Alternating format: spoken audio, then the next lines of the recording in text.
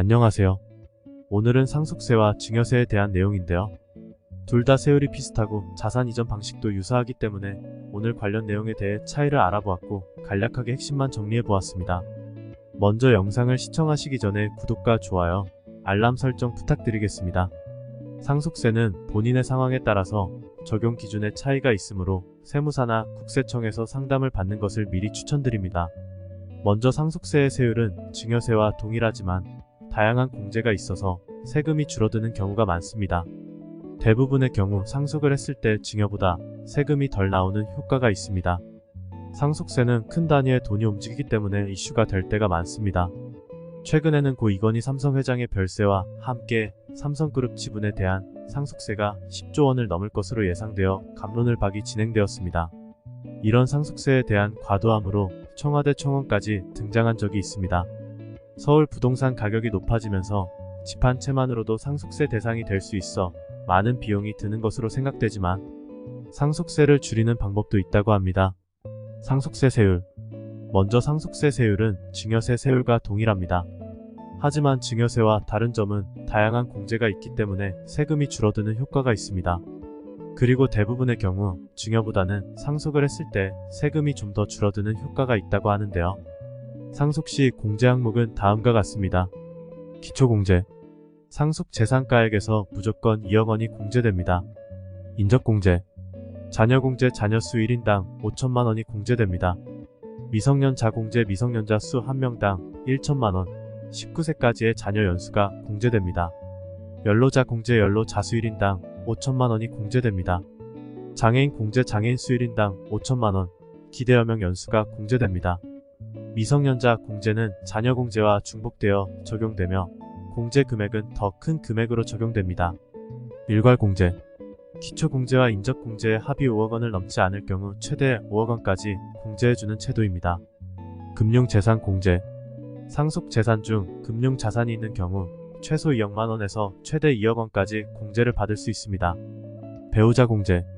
상속인이 받은 상속재산 가액과 배우자의 상속지분을 곱한 금액과 30억 원 중 작은 금액을 공제합니다.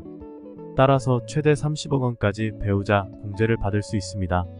상속세 공제는 상황에 따라 적용 기준이 다르므로 세무사 상담이나 국세청 전화 문의를 권장합니다. 상속세 공제를 잘 활용하면 세금을 줄일 수 있으니 상속 계획을 할 때 반드시 고려해야 합니다. 상속세 줄이는 방법 5가지. 참고로 OECD 국가 중에 13개국에서는 상속세가 있지만 한국의 상속세는 최고 세율이 50%로 매우 높다고 알려졌습니다. 이에 대한 대응책으로 합법적인 방법으로 상속세를 줄이는 5가지 방법을 정리해보았습니다. 첫째, 협의분할 상속. 상속인끼리 협의하여 재산을 재분할하면 상속세를 줄일 수 있습니다. 상속세 신고기한 이내에만 재분할을 하면 상속인 간에서는 증여세가 발생하지 않아 절세가 가능합니다. 둘째, 상속 부동산 매각. 상속받은 부동산을 판매할 때는 상속 개시일로부터 6개월 이내에 팔면 양도 차익이 발생하지 않아 비용을 아낄 수 있습니다. 셋째, 증여 타이밍 확인. 고인이 살아있을 때 재산을 증여한 후 10년 이내에 사망하면 사전 증여한 금액이 상속 재산으로 계산되어 상속세를 내야 합니다. 그러나 증여를 상속인 외에 다른 대상에게 진행하면 상속세를 절약할 수 있습니다. 넷째, 병원비 공제 이용하기. 피상속인이 병원에 입원하여 병원비가 상당히 쌓이게 되면 자녀의 재산이 아닌 피상속인의 재산으로 병원비를 지불하면 상속 재산이 감소하므로 상속세가 줄어듭니다. 또한 상속 개시일 즉 사망일 기준으로 지급되지 않은 병원비 혹은 간병비는 피상속인이 갚아야 할 채무로서 공제가 가능합니다. 다섯째, 훌륭한 상속세 대비책 종신보험. 종신보험을 가입할 때 계약자, 수익자는 상속인으로 지정하고 피보험자를 자신으로 설정하면 사망보험금이 상속재산에 포함되지 않습니다. 또한 이미 납입한 보험료에 대해서도 자녀에게 미리 증여가 가능합니다. 상속과 증여의 가장 큰 차이.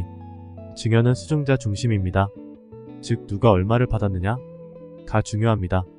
하지만 상속의 경우는 망자 피상속인 부모님이 얼마를 남겼느냐가 중요합니다. 상속세의 배우자 공제는 상속 지분에 따라 다르며 망자가 상속받은 금액에 따라 배우자의 상속 지분 몫이 결정됩니다. 배우자가 상속을 받았을 경우 최대 9억 원까지 배우자 공제를 받을 수 있습니다. 하지만 만약 배우자가 상속을 받지 않는다면 일괄 공제인 5억 원까지는 무조건 받을 수 있습니다. 배우자가 살아있을 경우에는 최소 10억, 12억까지 공제를 받을 수 있습니다. 배우자가 상속을 받지 않아도 상속 지분이 어떻게 결정되든 배우자 공제를 최대한 활용하여 세금을 줄일 수 있습니다. 그리고 상속 지분이 다른 경우에도 배우자 공제를 활용하여 세금을 줄일 수 있는데요.